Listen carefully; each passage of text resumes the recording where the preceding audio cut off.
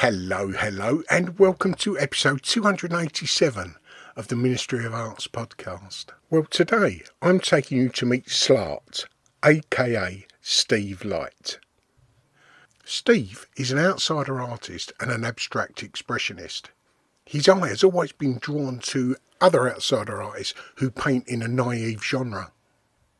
I first started chatting to Steve some time ago on Instagram when I saw that he had completed a commission, posted its image, and amongst all of the positive comments was one negative comment. But unbeknownst to me at the time, Steve is the kind of guy that carries his heart on his sleeve. He's gone through so much in his life, and unfortunately, like many of us, he struggles a lot with imposter syndrome. So unfortunately, a comment like that out of the blue did strike quite hard and leave a little bit of a scar for some time. And before you know it, Steve and I were sat opposite each other on Zoom recording this episode. In this episode, you'll hear how Steve wanted to challenge that negativity. And he's taken the leap way out of his comfort zone. And he's about to have his first London solo exhibition at the Crypt Gallery. Its title is Memento Vivere, Remember to Live, and it's from the 7th to the 18th of September, and it's free to enter. So if you're in London round about that time, there's no excuses, right? So while you're listening to this episode, why not go over to Steve's Instagram profile, just to help give you a little visual insight into Steve and his work. Now that said, please come and join me as I spoke to SLART, aka Steve Light. How are you, buddy? You good? Yeah, I'm doing really well, thanks. Yeah, I'm just trying to unblur my background. That's better. I'm in my studio as well. I might as well. Oh, that looks cool, doesn't it? Show you the background. That's a nice space. Is it a studio in the home? No, it's I did have one at home, but I kept getting paint on the floor, so I had to find somewhere. Yeah, she had to go and buy a rug. Yeah. No, the studio's in it's in an old post office in Swindon town centre. Nice. So these group of artists took it over about 20 years ago, and it's like it would have been an abandoned space, and they've made it really nice. There's like 20 odd studios in here. Oh, we'll give it a little shout out. What's its name? It's called Artsite in Swindon. Nice. And is it reasonable cost there? It is. It's really good. It's like 85 quid a month. Wow. Which, yeah, I heard you talking to someone else in London. It was like 400 quid or something like that. So I think really that's blessed. About the standard in London would be, yeah, depending on size, obviously, but it's about £100 a week. Yeah. For a regular. Yeah, yeah, we're very lucky. I've spoken to people who pay thousands, and they've got bigger studios, but good on you. Yeah, I could do it somewhere bigger because it's filling up, but for now it does the job, and it's nice and quiet here. So I've got paintings stacked up, so I need a bit more space. Really. Oh, that's still a cool size though. Yeah, it's not tiny. It's like maybe like a single bedroom kind of size. Yeah. Yeah, I just need be a bit more organised with the storing the paintings and stuff. But yeah, really happy with this. Yeah, I was chuffed when I stumbled across it and got in touch with them. And one guy just left, like he retired and moved to Isle of Wight, and nice. I could move in straight away. It was like serendipity. Like it was my time to have the space. Exactly. Yeah. That. And how long you been in that studio? It's June 2021. Oh wow! So it's quite a while then. Yeah, it's been a few. Artist. Yeah. An outsider artist just purely means, for anyone that may not know, is just had no formal training. Yeah. And I don't see that makes any difference. There's artists who are world renowned that have had no formal training.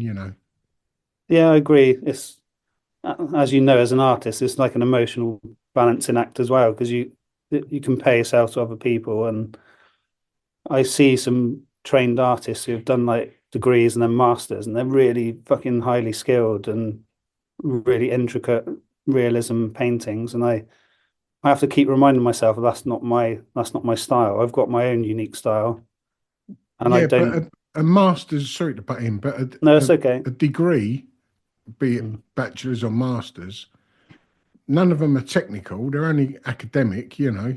You don't go there and they teach you how to paint. It's Mm. only, you know, different outlooks and views of the art world.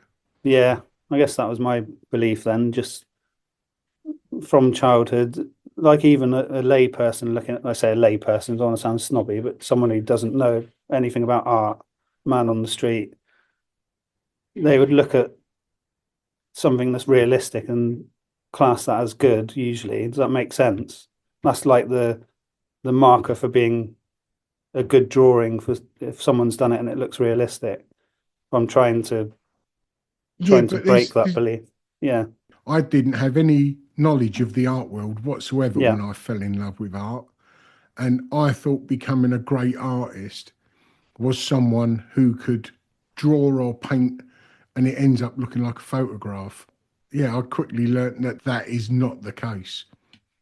You know, my yeah, favourite artists at the time were Picasso, Matisse, and Bacon.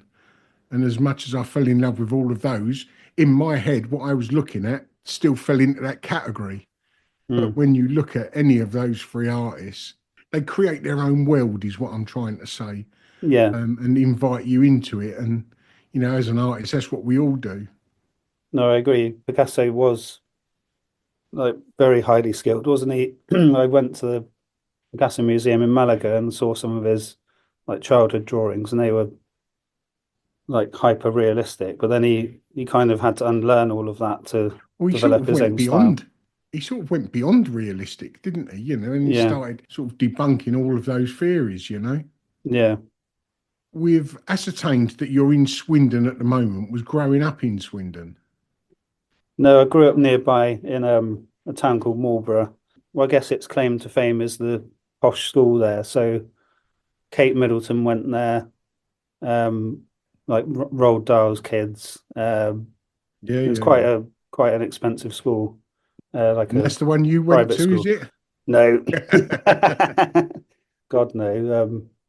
No, my parents didn't even earn that in 10 years to pay for a year to go there. Exactly. Um, but no, it was a lovely town growing up because it was in the countryside and didn't really appreciate it as much as a kid because you get bored when you're in a small town. But um, looking back on it, it was it was a nice childhood being around nature, and it was before the days of mobiles and uh, Brilliant. Yeah. computers and that. So you'd go out all day, wouldn't you? And like So, was there creativity in the home growing up, Steve? I'd say my dad was creative with his taxes. He ran his own taxi business, so he was creative Yeah. in that way. I thought you Um, said taxis, as in the taxi has to pay every year. no, that's what I meant. Yeah, Oh, and he was sorry. creative with with his taxes for his taxi business. But no, he was quite entrepreneurial, but not really creative in an arty sense. And my mum worked on the phones for him. Well, their joint business, but no, there wasn't any creativity. But from like the age of, I don't know, 3 or 4, I just started drawing, copying comics and like nature books. And I just remember losing myself for hours, just like losing track of time. And it was just the best feeling. It's brilliant, isn't it? Yeah. And it's the same feeling now. It's like, it's a timeless feeling because you're in that flow state and you're not thinking about anything else other than just drawing. Yeah, I drew so much as a kid, and yeah, my childhood was just full of drawing, and then did art at school. Like that was the only topic I kind of excelled in. Yeah. Looking back, I don't know if I had ADHD or something, but I just couldn't focus on the lessons. Found it really difficult to kind of study or learn on my own. It was just yeah, found it a real struggle. But with the art classes, it was just seemed to excel at that. I did want to carry on and go to uni, but I was doing my A level art class, and then one day we had to draw these.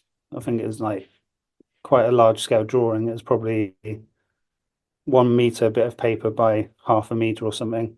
Yeah. And then I was just drawing away, and then my tutor come over and said, "Oh, you can't draw large scale." I was like, "Fuck off." I think I actually did say "fuck off," and then I dropped out of his class. And that was the end of that. I was like, Well, looking back at that drawing now, seeing as there's only two of you who may be able to remember it, and that's yeah. you and the tutor. Mm. But do you think that was a negative comment or constructive criticism that was not sort of delivered in the best possible way?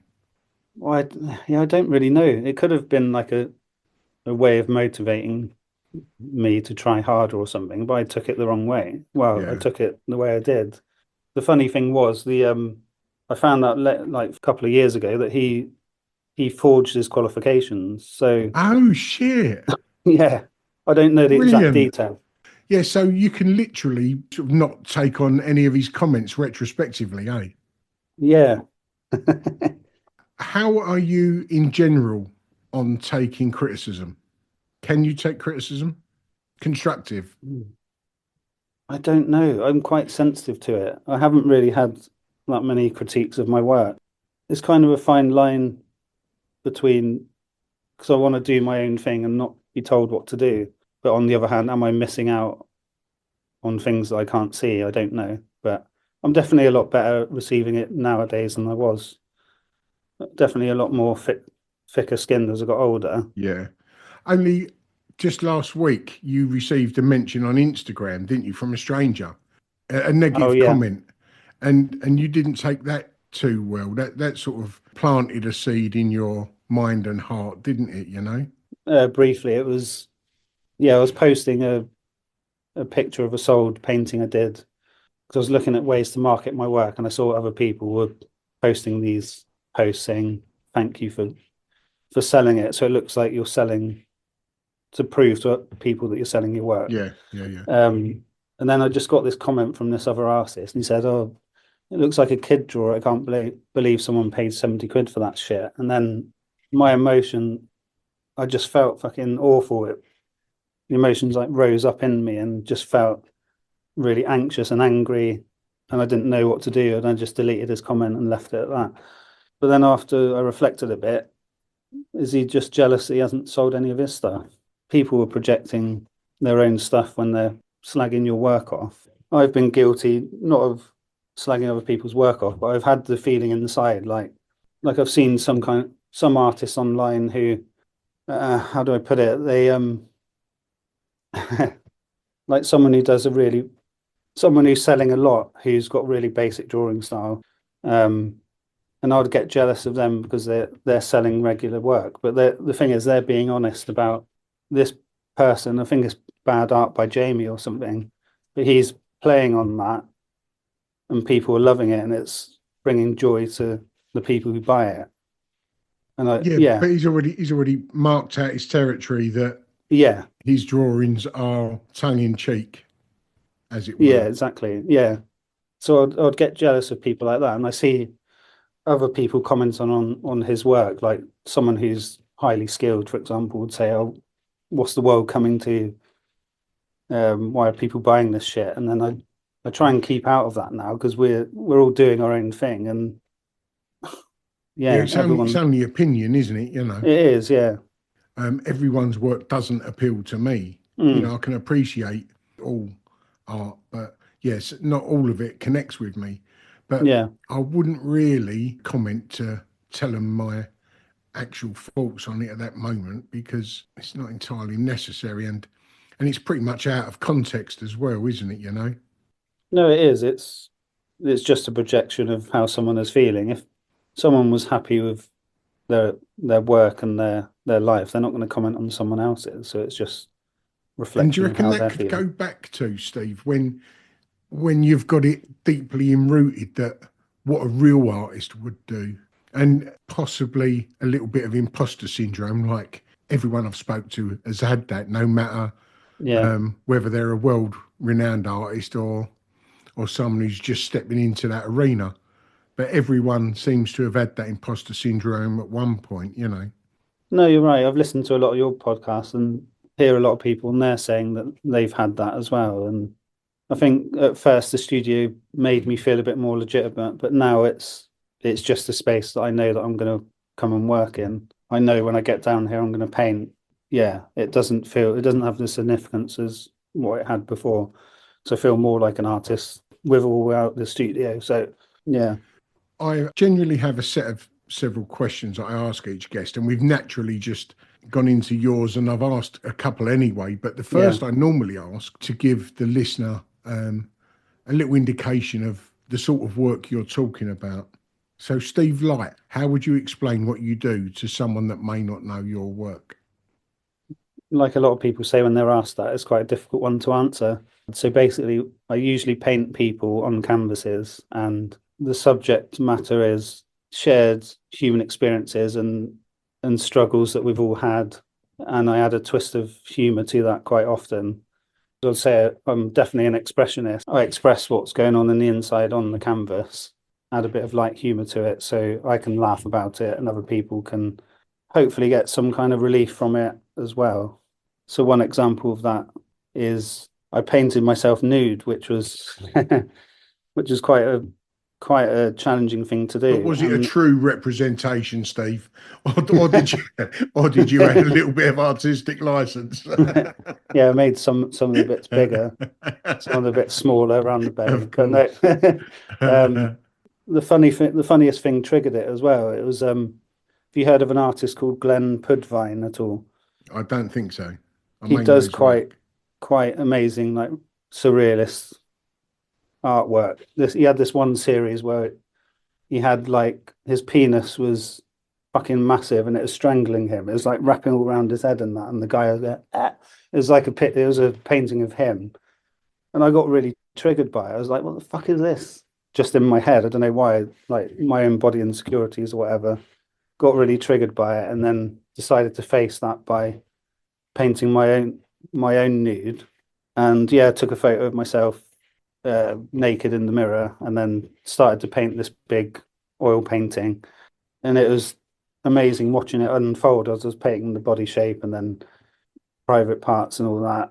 And just when it was completed, just staring back at it was a real cathartic experience. It was like I faced my body insecurities and put it out there on canvas, and it's called Blue Man. It's all done in blue. I don't think I've got it here at the moment, but I didn't want to interrupt you while you were speaking, Steve. no, But it's that's okay. a pretty brave move for someone who, even by your own admission, has got a few little insecurities.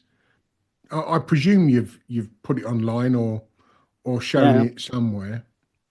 yeah, that's the funny thing as well. It's been all over online. I had an exhibition a couple of years ago, and I had all my family there, and I wasn't phased at all. It like really faced Yeah. up to that, and people saying how great it was, and it's quite a moving piece. I think that's part of the power of art, isn't it? Being allowing yourself to be vulnerable and put something out there that you're slightly afraid to share, and it's yeah, usually the results are amazing. When you are painting from life, as in experiences, Mm, and you can't deny them on the canvas. Because although like we've never spoke before, I've heard you speaking online. You put a lot of mm, videos up. I've always thought that the artwork does reflect the artist, obviously in a mm, 3D form. Um, and and you can see yourself in your artwork, as in, yes, it is humorous, but you scrape away a couple of layers, and then it reveals that the humor is possibly masking something else, and I see that in myself as well. mm. The surface is jolly, scrape away, and there's sometimes occasionally something a little bit less colourful underneath. No, it just reminded me of when you were saying that. I did one called Very Low Iron Man. So it was like me depicted as the superhero Iron Man, but I was like with my eyes closed with no energy because I was totally fucked with anemia. And it was I'd laugh and feel a bit upset at the same time because it was fucking horrible having anemia when I was sick. Like I didn't even know what was going on. Like I was out of breath all the time. I couldn't walk very far. So getting that out on canvas and like making that little joke about it is covering up the sad feelings of experiencing that. See I it should that add way, but though, you can wear both of those hats at the same time, and yeah, they yeah, can both sit comfortably. I'm aware of some of your illness. You can be ill but happy at the same time. They both work. yeah, It just depends which one you tend to put on the surface. yeah, absolutely. Because when I was ill and started dialysis and I started getting a bit better, that's when I came down the studio a lot more because I had time because I was off sick from my day job, and then even though I was unwell, I had all this time painting that, like we said, time stood still, and I forgot about all of that was going on. Sorry to interrupt this conversation, but I just wanted to tell you about this podcast before we went to the break. The Ministry of Arts podcast has been running since 2019, and all of that time it's been totally independent. The reason for that is, if we had sponsors and investors, they would dictate the type of person we could and couldn't have on this podcast. And although it's great to have artists on every episode that are at the absolute top of their game, it also eliminates 95% of artists and creatives. And if you're a long time listener to this podcast, you'll be aware that we speak to creatives that are world renowned or used art to get off the streets, and everyone in between. It's in our fabric to give everyone a voice, and we was well aware from the start that will come at a cost. But we keep delivering thanks to support from you, the listener, via our Patreon page, our merch store, or the one-off Buy Me a Coffee tab, all of which can be found on the Linktree drop-down box on the Ministry of Arts Instagram profile. So if you like what you hear while these ads are on, pop over there, have a look and see if you can support in some way. And if not, that's absolutely fine, because this content is free for everyone. Thanks for listening, and here's those ads I was talking about. And your dialysis was for what? Had kidney failure for the second time in 2021. Yeah, not long after I got the studio, I started getting anemia, like I said, and then found out that my first transplant had failed. So I had to go back on dialysis in December 2021. Yeah, got another transplant. My brother donated the kidney in July 22. So touch wood, I'm like Excellent. right Good as man. rain now. Yeah, yeah. Good man. Was it both kidneys that failed? Yeah, so both kidneys failed originally. I found out when I was like 22, just had like a cholesterol test or something, and they said your kidneys are working 30%. Sure. That's why I like to create awareness about it, because you don't fucking know. There's no symptoms for it. Didn't feel ill at all on the first time. It's lucky they found it then, because I could have left it a couple of years and got quite sick. But yeah, just found that out of the blue, and then it took about 7 years from that diagnosis to have dialysis the first time. And then I was doing dialysis for about 10 months, and I got a phone call just after Christmas, I think it was, and I hung up the phone. I was like, who the fuck's calling me at 1 a.m? I hung up about 5 times. Silly bugger. And then they phoned my missus and they said, oh, we've got a kidney for you. You have to come in straight away. So I was like, fuck. Wow. Went in, this is when I was in London, went straight into Royal London in Whitechapel. Then they put in the new kidney 12 hours later or something. Then it was all done. It's amazing. That was my, don't know if you remember my opening line to you when I got in touch. I said, I'm an artist with 4 kidneys. Yeah, yeah. One. So they don't take any out. They just keep plonking them in. I didn't know this until after. I got 2 in the front, in my belly, basically. Well, not in my belly, but in my abdomen. Oh, I didn't know they didn't Yeah. take them out. No, nor did Wow. I until it happened. Well, So let's yeah, hope you don't have too many more. You just be like a walking kidney station. I know. Well, touch wood, this one's going to last me the rest of my life, and then yeah, just got to look after it, and then yeah, hopefully I won't have to have it again. And I know you said there wasn't really any symptoms or too many symptoms beforehand, but did you feel better straight away when you'd had the operation? Yeah, I definitely did, especially on the second time because I did get ill. Like little things like having a wee. I didn't wee for months, just like only a tiny bit because the kidneys are not filtering. Any fluid stays in the body. Yeah. So whatever you drink stays in there, and then through dialysis they clean the blood and all the fluid comes out as well. I wasn't Um, even aware of that, to be honest. yeah, it's quite amazing. The 3 months when I was ill waiting for dialysis, I had a lot of fluid in my body. I didn't know this at the time, but I had about 30 liters of fluid on my body. Shit. Yeah, that's like 30 kilograms of fluid on my body. And the weird thing was because I was overweight just before I got ill, and then I couldn't eat, so it weirdly transferred over. So I wasn't eating much, so I lost body weight, but what I was drinking stayed in my body. Counterbalanced it, Yeah, yeah. so I didn't look any different apart Wow. from a bit bloated. So I didn't know about this amount of fluid until I went on dialysis, and they started draining it off, and then they weigh you every time. And then after, it only took about 6 weeks, I lost 30 kilograms of water. Wow. It was mental. Yeah. Wow. Well done you, and good on your brother for Yeah, that he's amazing. donation. I mean, my brother just got me a bottle of booze for my birthday, but I'll tell him to up it to a body part next time, Yeah. you know.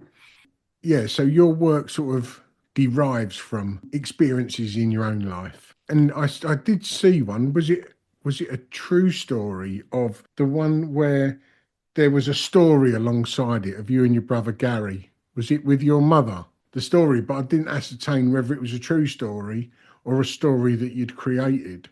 Oh no, that was my mum who passed away from COPD. As morbid as it is, that was a photo of I took it from a photo of her sleeping, but I painted it after she passed away. So it was called Peace at Last, and it looked like she's dead in the actual painting.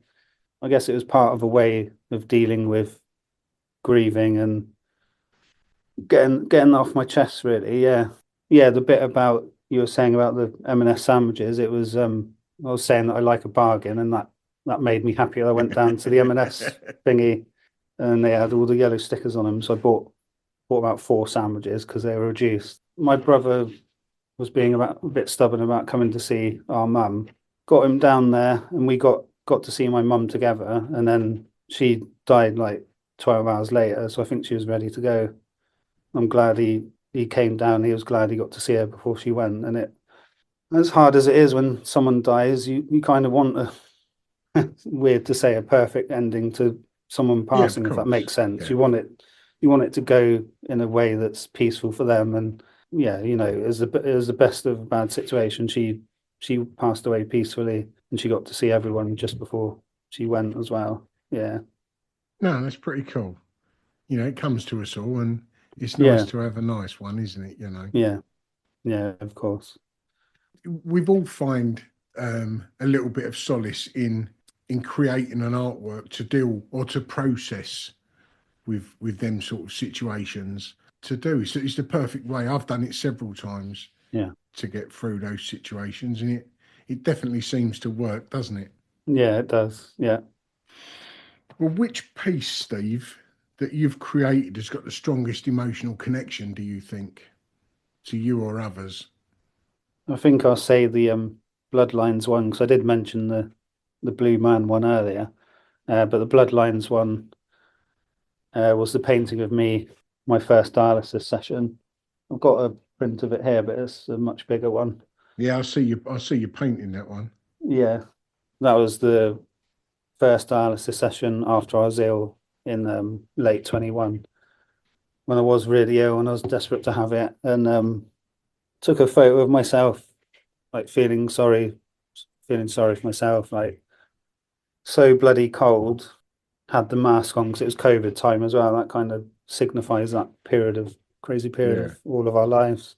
Took a photo of myself, and yeah, that first session was a massive relief because it started to get that fluid off my body, but it was also very exhausting as well. I was like still living in Swindon at the time, had to go to Oxford in an ambulance like 3 times a week. So it's quite a bumpy journey going up then, back of an ambulance, and have you have to do the sessions for 4 hours as well. And then when I come back home, I was just totally emotionally exhausted and mixture of relief and sadness. And yeah, my wife was there and I just burst into tears and then just had to go back to bed and sleep.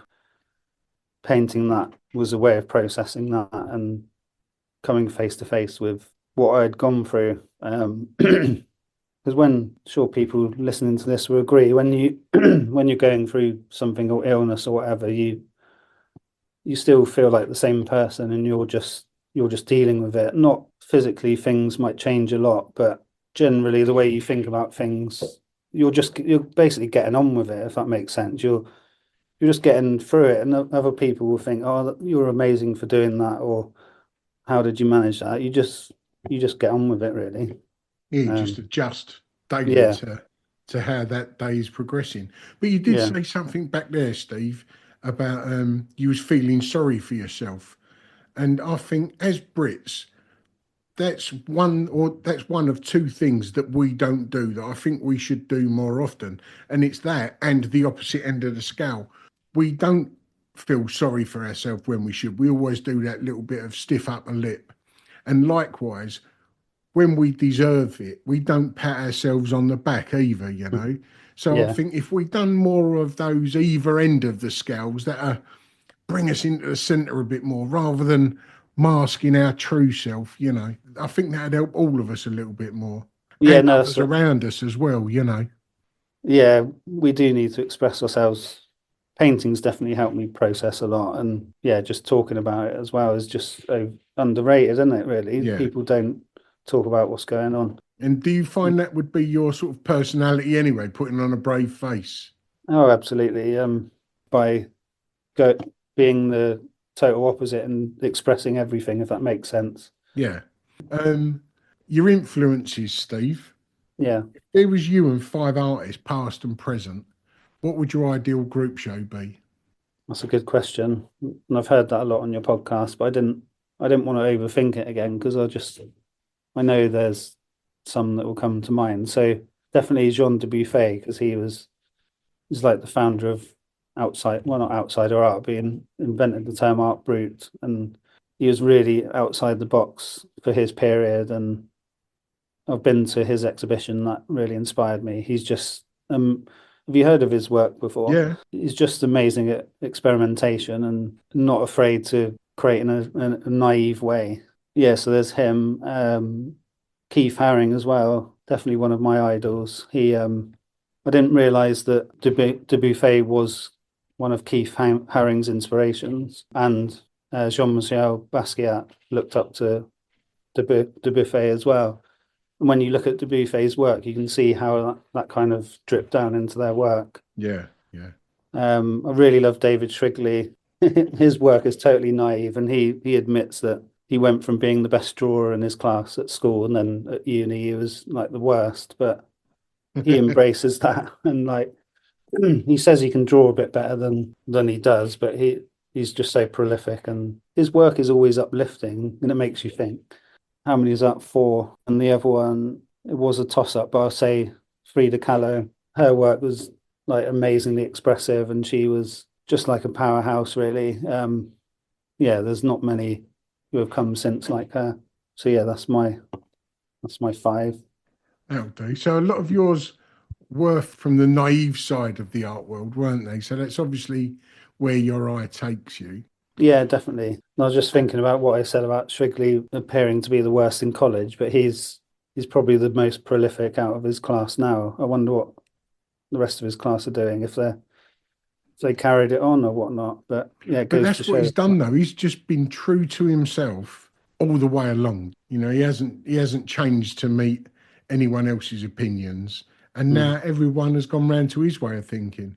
That is quite amazing when you put it like that, because you I haven't been to art school, as you know, but there could be quite a tendency to conform to what other people are doing in your group. It'd be quite hard to be the outsider of the group and do your own style, especially if your tutor doesn't agree with that, etc. But yeah, he's doing all right for himself now. Fair Yeah, play. even if he's creating work ironically, doing Yeah, that, he has hit the brief yeah. 100%, as does yours. You know, you haven't got to take on board what anyone else says. No, that's true. And it also reminds me, like I've had this one mentor, Crossley. He's brought me back to my style many a time. Like I don't know if you saw my piece you know, the Psycho film where the woman's screaming in the shower, Yeah, like the iconic scene. I did like a stylized version of that, the shadows of it on a kind of red background. yeah, And at that time, I was trying to make a style, if that makes sense. I was thinking I've got to have an art style. So I did a few paintings in that style, and then he brought me back. He said, "No, your naive ones are much better. They're more you." He reminded me a couple of times, and I really thank him for that. when I was at uni, I come straight out of prison into university, and I was amongst people that could speak about art, and I felt that I couldn't. Yeah. So I was like looking through dictionaries. I've still got it Mm. here. It's a bit embarrassing, really, but I've got a dictionary where I've highlighted all of these words that I, at the time, saw as posh, arty words Yeah. that artists might use. I've highlighted them in orange. It's pretty, yeah, it's pretty sad to see, really. But that's because I wanted to try and learn those words so that I could sound like everyone else. And then I Yeah. started putting more H's, S's, and T's into my speech. But Yeah. it was just fucking exhausting. The technician there who come from Essex as well, he even pulled me to one side when I said this to him, and he said, "Don't worry, just be yourself. If you are yourself, no one can criticise that." And that was the best bit of advice I had, because from then on, I was like, "No bollocks. I'll say what I like within these talks." And it's done me favours. All right, I might say the wrong word every now and then and sound a bit like Del Boy, putting the wrong word in and swearing when I shouldn't do. But as long as you're being yourself, then what's that to do with anyone else? They can't Mm. criticise it. Yeah. Authenticity is the key. If you wasn't an artist, Steve, what do you think you'd like to be? Again, I've heard this one a lot, and a lot of artists can't think of being something else. But as I said earlier, all I was doing as a kid was playing video games or drawing. So I would be a video game designer, quite happy doing that, but I never felt like pursuing it in another life. I could have possibly done that. Yeah. And you do have a blog, Steve, don't you? Yeah, so I've been writing on Substack for a couple of years, and it's SLART, SLART.substack.com. So I write about my weekly art practice, so what's been going on in my art world, basically, what I've been working on, what I'm planning, what's inspired me in the past week. And then on a Wednesday, I interview different artists. So I ask them 3 questions. So, what is the questions that you put forward to artists on your channel? They are. So the first one is, what sparked your interest in art? What are your regrets? And the last one was, what advice would you give a new artist or someone who wants to get into art? Well, there you go. And lastly, Steve, what have you got coming up? From the 16th to the 29th of June, there's something called Swindon Arts Fringe. So the people at my studio set it up last year, and we're doing it again. So I think there's about 15 different exhibitions over Swindon during those 2 weeks. So we take over different spaces and stuff.